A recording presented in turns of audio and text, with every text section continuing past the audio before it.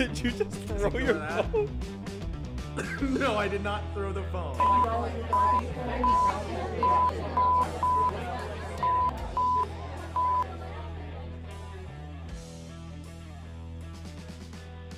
Hey everyone, thanks for tuning in to a special water cool edition of Beg Pardon. As always, I'm your host Anthony, joined by Carlos. Sponsored by Fiji. I wish. And welcome to the show. So today we're going to talk about the recent events in professional sports. So very recently, as of this recording and this video dropping, we had several teams in the NBA and the MLB not play in protest to the racial injustice that is happening in the United States at this time. So, Carlos, initial reactions. So you had the Lakers and the Bucks, Yep. the Astros and the A's. Correct. As of the 28th for the Astros and the A's, and I think the day before for the Lakers and the Bucks, the 27th, I believe. I want to say, it was either 1 or 2 days before was the Lakers and the Bucks. Initial reactions were, I wasn't necessarily shocked that it happened. Mm-hmm. Really? You kind of figured, because more players are getting more vocal about. Well, I was about to say, we lived in a time where Colin Kaepernick was almost branded with a scarlet letter for kneeling, even. Yeah, he's kind of the first one to kneel during the anthem and really start the protest in a quiet, calm, civil way type of thing. Mm-hmm. So I wasn't really surprised, especially in the NBA, because again, NBA has been very vocal about recent events, and they've been very passionate about the recent events. I was a little more surprised at MLB, to be honest. Yeah. Because MLB is, those two teams, I don't think, really had done anything like that before, as far as I know. I don't remember the Astros really doing anything before, and I don't remember the Oakland A's really doing anything before. And somebody correct me if I'm wrong. But I do remember, hearing like LeBron be really vocal about what's going on. So yeah, NBA didn't really shock me too much. MLB shocked me a bit, but not like in a bad way where I was like, oh, just shut up and play the game. Like, I was just like, wow. What do you do? You feel like there was a special significance for it being Jackie Robinson Day, and them doing that? I think it was a way. I mean, me personally, I thought that there was. I think that there was a way, to honor Jackie without in a manner that is necessary at this point in time. Yeah. And I thought it was a very stark statement to have both the 42 jerseys on the left-hand side of the plate, the right-hand side of the plate, and then a Black Lives Matter jersey right on home plate. It was really sobering. Yeah, it was sobering, and it was emotional, in the sense that that'll be a picture that will live on, similar to, I believe it was Rick Monday, who was a right fielder. There's an iconic image where he's running, and these group of protesters back in, I want to say, the 70s, maybe the 80s, try to light the American flag on fire. And Rick Monday runs over, and he snatches the flag before they can light it on fire. And it's a really iconic picture now. How sick. And I feel like that image with the two jerseys on the left and the right and the shirt in the middle is going to become that kind of iconic image of this was a time when baseball, reflected on what was happening outside of the walls of the stadium.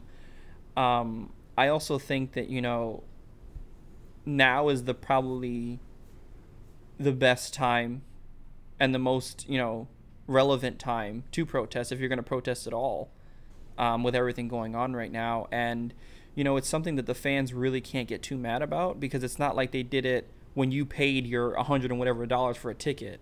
Right. Like, you didn't get cut out of money. They're not playing for anyone. So, you really can't get mad at a personal side. Like, well, I paid my ticket, but you didn't.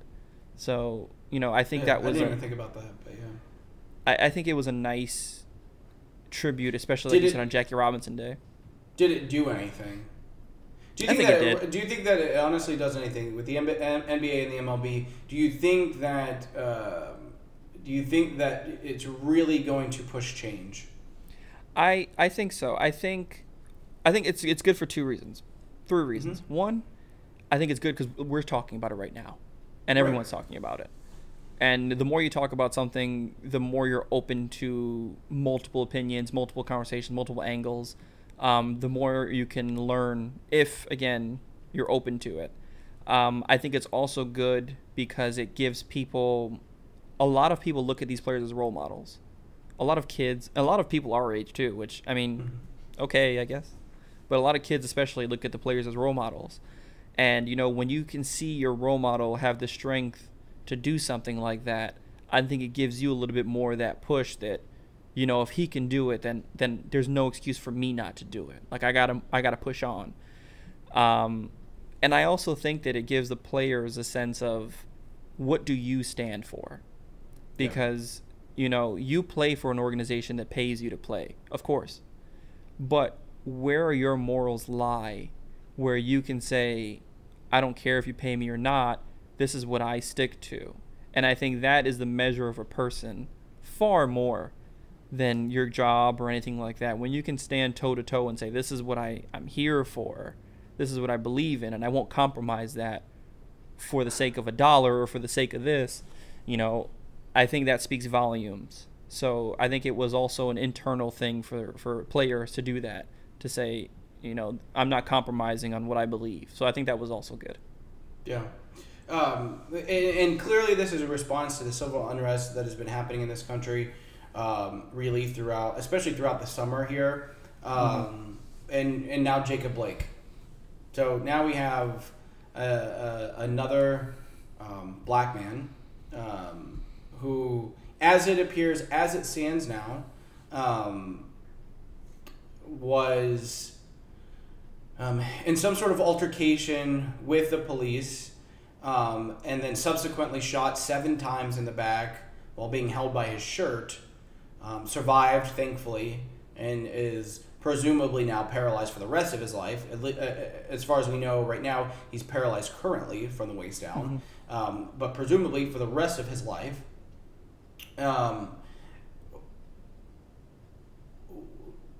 What's happening? I don't know if you know the answer, but I sure don't. Like, I'm just... I'm beside myself, and in a sick twist of irony, I think that it further shows the disparities between people of color in this country and white Americans. Whenever you have the presumption of guilt of this black man, almost instantaneously when this video drops. We don't see the moment, and in the video, we don't see the moments prior to that. Prior to him walking around from the truck, the police very close behind him. There's not a rush. There's not a scuffle around the truck. There's nothing. It wasn't like he was grappling to get away from them or anything like that. They're following him, opening up the truck door, being pulled by the shirt, shot 7 times. And I saw a very quick rush to judgment of this individual. Of course, they find his criminal record if he has one, and then put that on social media. And we, discuss. Well, nothing happens if you obey the police. That's a big thing that comes out. And 2 days later, we have Kyle Rittenhouse, I think, who shoots and kills somebody, walks through a police parade of vehicles, not parade in the sense of throwing candy, but a continuous motion. Yeah, police barrier, is not apprehended, is not shot, with his AK-47 strapped to his chest. Goes all the way home in a different state, turns himself in, and is being portrayed as a martyr in white America. for protecting what for protecting the property from being looted. Not his property. Not even the state he lived in. What's happening? Where do I live? What are we doing? Like I feel crazy. Yeah, it's definitely not Mr. Rogers' neighborhood. I'll tell you that. No. And it's not a beautiful day in the neighborhood.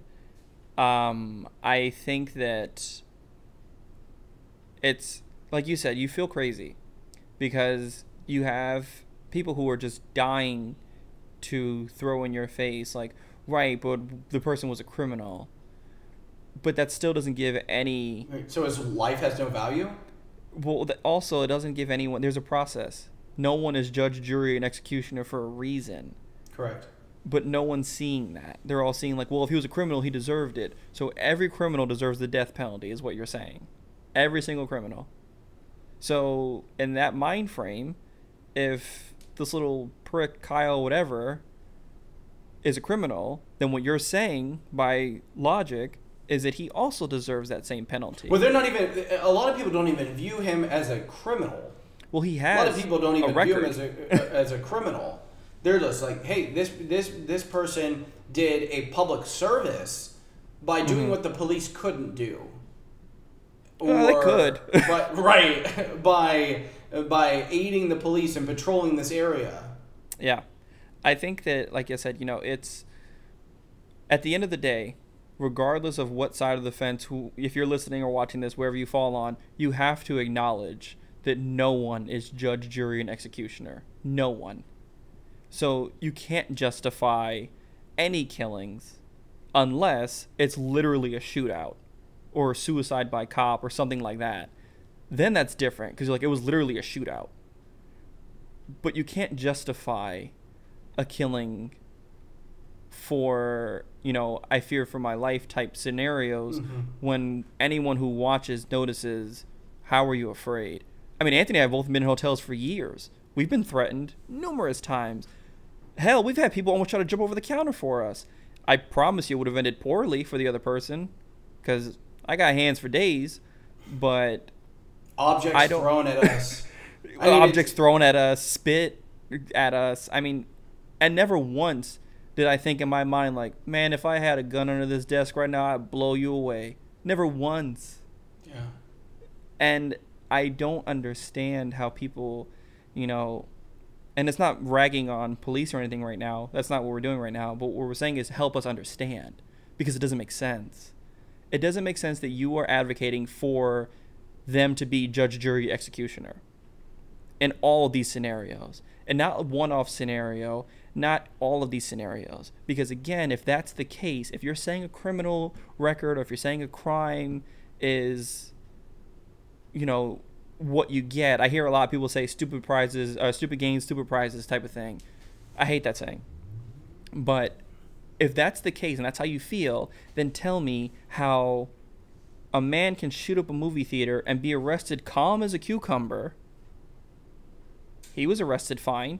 He had multiple guns. Nothing happened to him. A man can shoot up a school. He was arrested fine. Nothing happened.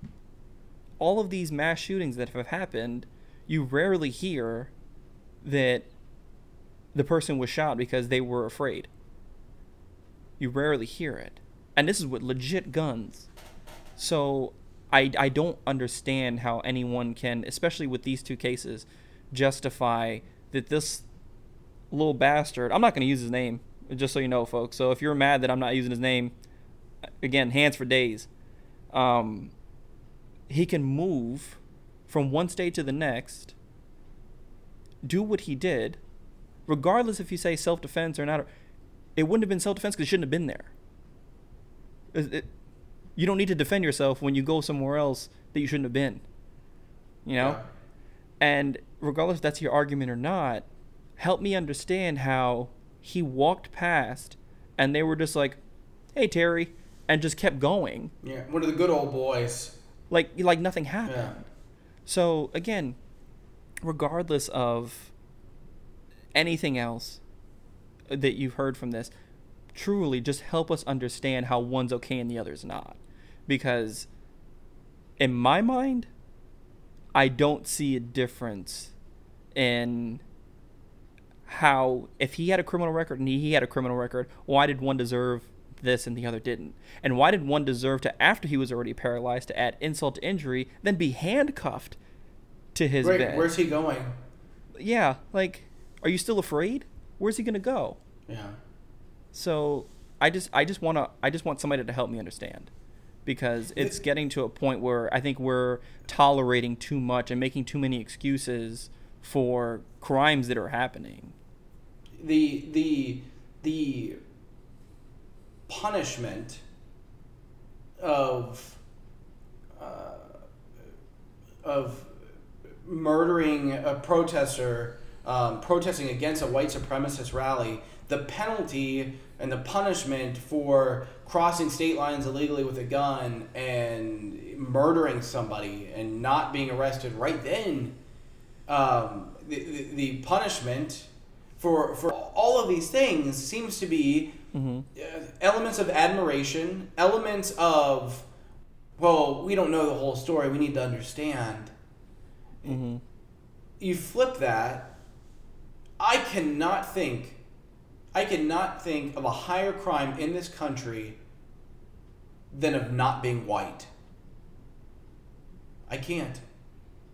I really can't. I have been in some way, shape, or fashion afraid of the police for almost my entire life. My dad was a cop. So how sick is that? And it gets worse and worse and worse and worse and worse. And for those of you that know me, like that's the thing too. Like, even if it's sad that I have to push my face onto people who allegedly care for me, to be like, oh well, now it's Anthony, so it's different. So it's different. But people that know me, like, understand whenever I say that this is I'm scared. I'm scared, and I'm not what they likely call and used to call a thug, a criminal, a gangster, problematic, a troublemaker. But, like the police so eloquently put it all the time, I fit a description. And that's the problem. That is the problem, I feel like, in this country, is that it is now so easy and so forgivable because of the climate that we're in, the political climate that we're in, and who our leaders are, that it's okay to kill black people. It's okay to kill brown people. It's okay to put kids in cages. It's okay to have them in said cages and have the people who are supposed to be protecting them, weirdly enough, in those cages, sodomize and abuse them. It's okay. Like,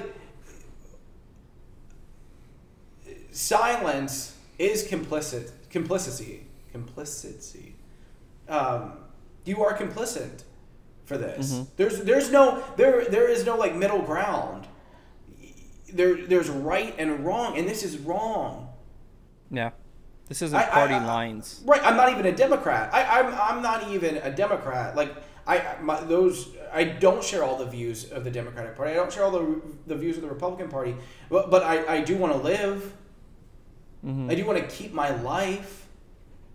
Thank God I don't have any kids. My brother has two beautiful daughters, who are not white. What do you say to them?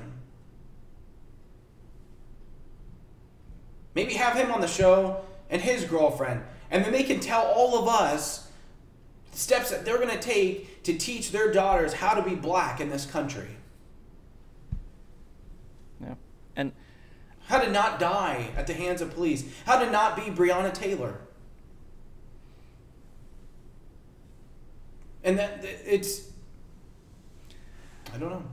I as you were talking, I was thinking about it too, and I don't know all the full reports. So I've heard that, this kid's mom drove him across the state lines. If that's the case, then why also aren't we talking about an accessory to a crime if you drove him?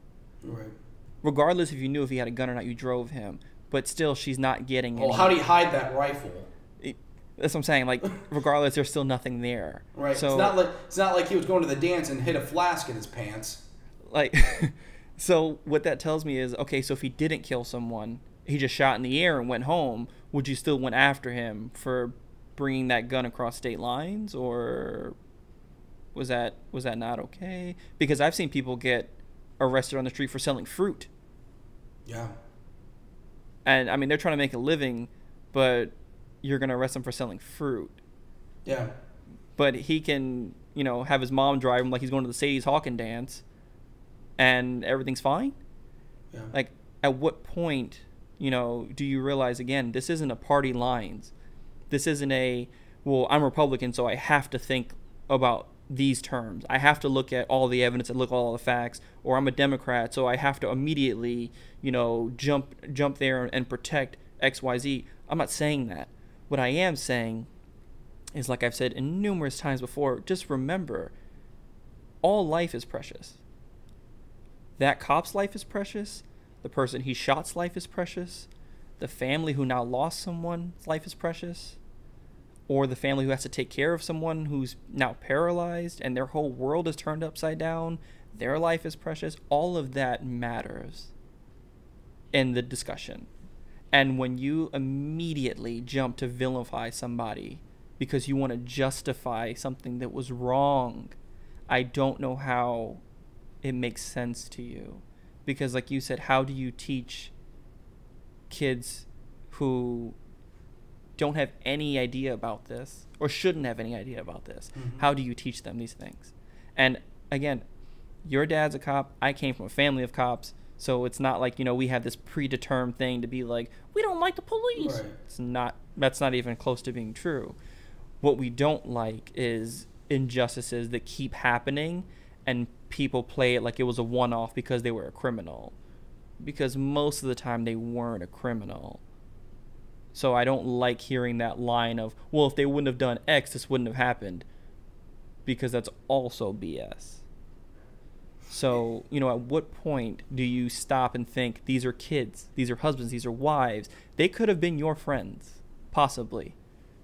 And would you have said that if that was your friend? Right. Or your brother, or my brother? And it makes you, it puts, at least for me, it's really put in perspective who I allow in my life and who I consider. I don't know. It's a very reflective process because, like I said, it's sad if I have to put my face onto something so that people who allegedly care for me pretend to understand. Yeah. And I don't know what else to do. I don't know what else to do, and it's just sad. It's sad because, and this seems to be like this big huge issue, and this like disgust with the Black Lives Matter movement, and they're like, I don't know why they're acting like this, and all lives matter. Nowhere, and nobody in the Black Lives Matter movement saying that other lives do not matter, but Black lives matter just as much as white lives. And until they're treated with the same respect and dignity, you're gonna see this. And it's sad. There's just constant cycle of violence and hatred and I don't know. Like I said, I don't get it. Mm-hmm. I don't get it. Carlos and I are on the same exact page as this. So we're going to need somebody else. We're going to need somebody else to try to help me understand how people who want to be treated the same, how that is inherently wrong. I hope that a lot of people that I grew up with and a lot of people that I know, because of the small areas that I'm from, I think that there needs to be a really hard reflection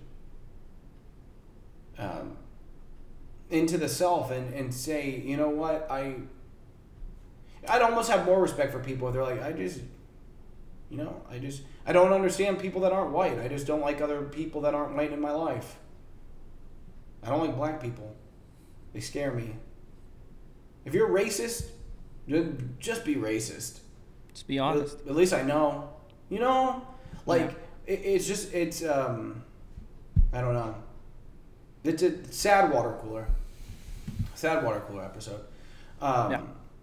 And until something changes, there's going to be more sad water cooler episodes. There's no other option. Because two guys who have inherently have the DNA of people that aren't Caucasian, to even have the platform that we have, to be able to speak to thousands of people, literally, to be able to speak to thousands of people and have them listen is a gift. And I'm cognizant of that. I'm aware of that. I'm sure Carlos is aware of that. Yep. But I also feel an obligation whenever something is wrong. And if you guys can listen to us with enthusiasm and enjoyment when we cover fun topics and we cover funny things and we're like, yeah, we're still the same people. So we're still the same people covering these issues. I mean, I hope that the level of respect, the same level of respect is here whenever we're all laughing together and we're all making jokes the other days of the week. But I think that there needs to be a really hard look at who we are as people. I think that's something that people feel uncomfortable talking about. People feel uncomfortable talking about white privilege. They do. People of color, me, I feel uncomfortable talking about it. I was privileged in many ways growing up. A lot of white people that I know feel super uncomfortable talking about it. Mm-hmm. White guilt, that's a thing. I think that people get into a headspace where there's just so much being it's at an elevated pitch, right? Where we're tearing people off we're tearing statues down, and we're bringing a battle cry to all the things that are wrong in this country, and they are legitimately wrong. Mm-hmm. And now white people feel attacked, or many white people feel attacked. White Americans feel attacked. I didn't have slaves. I hear that a lot. I didn't have slaves. I didn't own any slaves. Now, I mean, at the level of which y'all are being attacked, hell, that's a Tuesday. That's a Tuesday for people of color. That's a Wednesday. Mm-hmm. This isn't a game of who has it worse. But there's absolutely no way that this is going to solve itself without white Americans and people of color in this country coming together and really moving forward. There's just no other option. Just can't happen. So, we would love for you guys to be a part of that discussion with us. Like I said, again, Carlos and I, there are many times where Carlos and I are not on the same page with the topic that we have on the show. Really? And that brings about great dialogue. Yeah. What makes beg pardon. But in this issue, we are the same. And neither of us resort ourselves to the fact that we enjoy just surrounding ourselves with people that only think and act like us. Diversity of opinion is a great thing. And if it can be articulated in an educated and civil manner, we both welcome it. Mm-hmm. So I am asking for that discourse from you guys to gain a better understanding. To not feel as much anguish, guilt, anger in my heart that I feel. And I just hope that we can move forward. We'd there's love not to- much I can add. Yeah. So send us a DM. If you feel comfortable, we'll have you on the show. If you feel comfortable with your publics being comments being public, and you feel comfortable being on camera, we'll put you on the show. We'd love to have you on the show. But send us a DM. All of our social media links are right below this video. And again, thank you guys for continuously tuning in to all of our episodes. You know, I'm glad for the ones that have tuned into this and have stayed this long into this episode, that you don't just cherry pick the episodes, and that sometimes being uncomfortable is what is necessary. And this is one of those times. So thank you. And as always, if you want to, follow up with us on all of our journeys in these videos, just go ahead and hit the subscribe button. You'll find out for all the videos when they drop. As you know, Water Cooler is only on YouTube, so you will always find out when it's on here. No audio version available, just a treat for YouTube subscribers. I don't know why I clapped and snapped, and I don't know. I was feeling it for a second, and then I don't know. I fell off the rails there, folks. But that'll do it for us on this more serious toned Water Cooler. As always, he's been Anthony, I've been Carlos, and remember, all life is precious. Until next time.